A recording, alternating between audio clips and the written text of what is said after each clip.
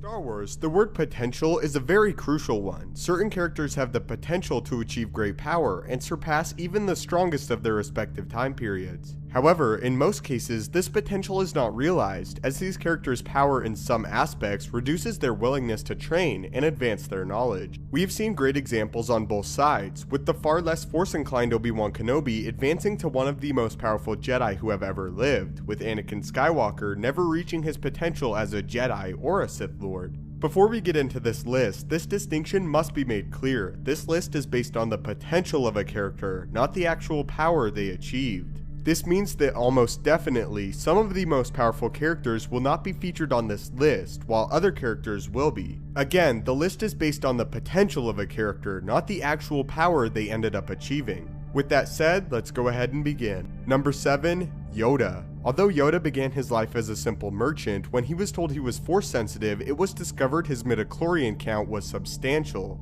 Although there are several other characters whose counts are significantly higher than the Grandmasters, his aptitude with the Force was the highest among the Jedi Order until the boy Anakin Skywalker was found on Tatooine. In addition to this, Yoda's long life allowed him to better stave off the dark side of the Force, as he held the knowledge he had the time necessary to achieve the power he needed. Even beyond this fact, Yoda never desired power. However, his long life and high Force sensitivity made Yoda perhaps the greatest Jedi Grandmaster who has ever served. Number 6, Darth Sion. Although Sion would not become one of the most powerful Sith Lords ever, his connection to the dark side of the Force was not only strong, but to a terrifying degree, even to the Sith himself. Sion's raw connection was so great that every time the Sith was struck down, the very dark side of the Force would not allow him to die, forcing his ailing body back into the physical realm. Sion's hatred and pain caused this strange Force phenomenon, as these emotions were so relentless and prominent that they forced him back time and time again. In the end, Sion never truly pondered or focused on the deeper aspects of the Force, and never came close to his true potential. However, his connection undoubtedly made him insanely naturally gifted.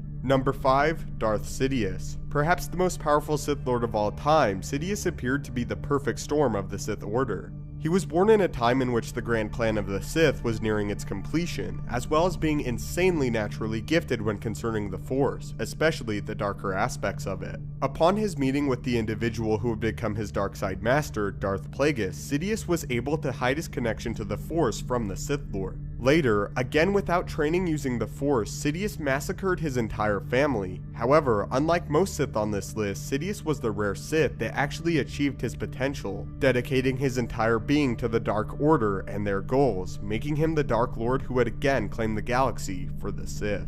Number 4, Galen Marek / Starkiller. Starkiller's spot on this list stems from the now famous quote from Darth Sidious in the Force Unleashed game, where he tells Starkiller that one day he has the potential to become the equal of Sidious. At 17 years old, the feats of Starkiller are absolutely insane, even when considering the novelization of the first game. Starkiller was a total grenade when concerning his ability with the Force. Although he lacked understanding of the deeper concepts of the Force, his combative and destructive capabilities were unrivaled by any Jedi or Sith his age. When sensing Starkiller for the first time, Vader believed that he was sensing an experienced Jedi Master, and not a small child. A young Galen Marek, with zero training, even managed to pull Vader's lightsaber from his grasp. Without a doubt, Starkiller held immense potential, even defeating Darth Vader in single combat, and for a time matching the raw power of the Emperor, again, all achieved at 17 years of age. Number 3, Darth Nihilus. Nihilus was very similar to the aforementioned Darth Sion. Nihilus's aptitude with the dark side is a unique one, not stemming from his birth, but by being on the receiving end of the mass shadow generator. What this did to Nihilus is give him unsettling capability with Force drain, so much so that he could destroy planets and potentially kill millions of people with this ability alone. While this ability granted the Sith great power, it also hindered him, as his hunger was never ending. The more he fed, the more he desired. Near the end of his life, Nihilus and others came to the realization he would never stop until the entire galaxy had been devoured. This fascination and again obsession with feeding made studying the Force and its doctrine a difficult task for the Sith, as his concentration lied elsewhere all of the time. In truth, Nihilus was nothing but average in his other powers, and even in his lightsaber combat, relying almost completely on his admittedly impressive but limited capabilities. If Nihilus were able to overcome this, however, he may have achieved a command over the dark side not thought possible, perhaps fully becoming an entity of the dark side with the potential of Abeloth or the Ones. But again, the key word here is always potential. Number 2, Luke Skywalker. As the son of the Chosen One, Luke Skywalker received much, if not all of the inherent power that his father had. Because of his relation to a child born purely out of the Force, Luke held the second strongest raw connection to it in galactic history. Unlike his father, in Legends, Luke largely reached the potential his father would ultimately fail to, displaying the ability to, while still living, join with the Force, in an ability called Oneness. Luke also progressed academically when concerning Jedi doctrine and the Force, creating much of his own teachings that would survive for generations. As stated by the creator of Star Wars himself, when concerning Legends continuity, Luke Skywalker is the most powerful Jedi who has ever lived. Number 1, Anakin Skywalker / Darth Vader. Although Anakin would never achieve his potential, he certainly had the natural ability to become the most powerful Force user in galactic history.